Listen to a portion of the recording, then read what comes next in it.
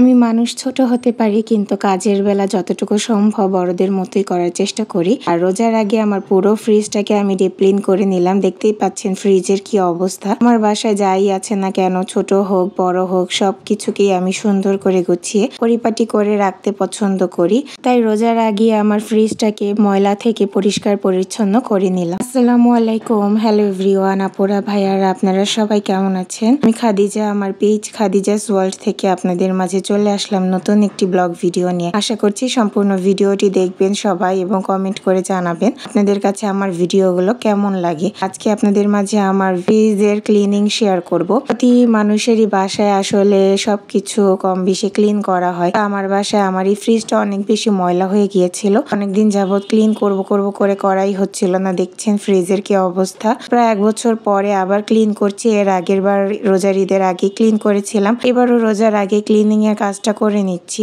কারণ ঈদে আমাদের একটু গ্রামে যাওয়ার চিন্তা ভাবনা আছে। আপনাদের ভাইয়া যদি ছুটি ম্যানেজ করতে পারে তাহলে হয়তো আমাদের ঈদটা এবার শরীয়তপুরই করা হবে। এর আগের বার কুরবানি ঈদটা শরীয়তপুর করেছিলাম, আর এইবার রোজার ঈদটা হয়তো শরীয়তপুর আমরা করতে পারি। আমি ফ্রিজটাকে বন্ধ করে রেখেছিলাম সকালে উঠেই, 1 ঘন্টা হলো বন্ধ করার পরে এখন ফ্রিজ থেকে আমি সবকিছু নামিয়ে নিচ্ছি যা রাখা ছিল। তো মটরশুঁটি রাখা ছিল সিদ্ধ করে, সেগুলো নামিয়ে নিচ্ছি। আর এই 2 বক্সে আছে আমার আদা বাটা রসুন বাটা, তাও নামিয়ে নিলাম। আর প্রথমেই নামিয়ে নিয়েছিলাম হাঁস। আম্মু গ্রাম থেকে 2টো হাঁস দিয়েছিল, একটা তো রান্না করে খাওয়া হয়েছে আর একটা আছে সেটা রান্না করা হয়নি এখনো। হাঁস আছে, বিভিন্ন রকমের মাছ আছে, সবকিছু নামিয়ে নিচ্ছি। আর আমি চেষ্টা করি সবকিছু বক্সে করে রাখার, একটু সাজিয়ে গুছিয়ে রাখার। মানুষ ছোট হলেও আমি কিন্তু সবকিছু বড়দের মতোই সুন্দর করে সাজিয়ে গুছিয়ে পরিপাটি করে রাখার চেষ্টা করি যতটুকু সম্ভব। আর সব সময় দেখতাম আম্মুকে সবকিছু সাজিয়ে গুছিয়ে পরিপাটি করে রাখতো, কিন্তু আম্মু কাজে অনেক বেশি চালু ছিল, অনেক ফাস্ট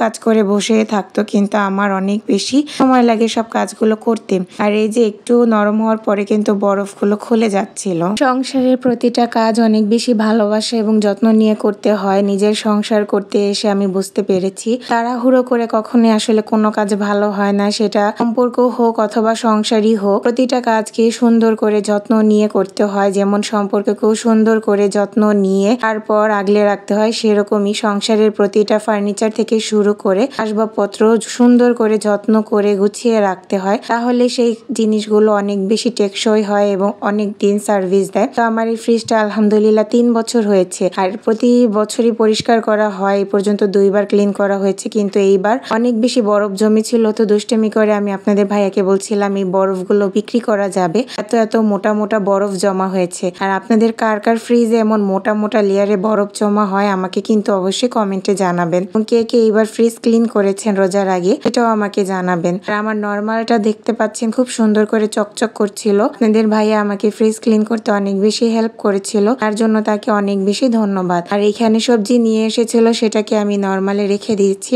আর এই যে ডিপটাকে গুছিয়ে নিয়েছি সুন্দর করে, এবং বরফ ছোটানোর পরে অনেক বেশি জায়গা বেড়ে গিয়েছে। আমার ফ্রিজ ক্লিনিংটা এবং ফ্রিজ নতুনভাবে অর্গানাইজটা আপনাদের কাছে কেমন লেগেছে? আমার প্রিয় আপুদের এবং ভাইয়াদেরকে বলছি, আপনারা যারা ভিডিওটা এতক্ষণ দেখলেন আপনাদেরকে অসংখ্য ধন্যবাদ। সবাই একটু কমেন্ট করে জানাবেন আমার ফ্রিজ ক্লিনিং ভিডিওটা কেমন লেগেছে। ভালো লাগলে ভিডিওটা শেয়ার করে দিবেন এবং আমার পেজের সাথেই থাকবেন। আজকের মতো বিদায় নিচ্ছি। আসসালামু আলাইকুম, আল্লাহ হাফেজ।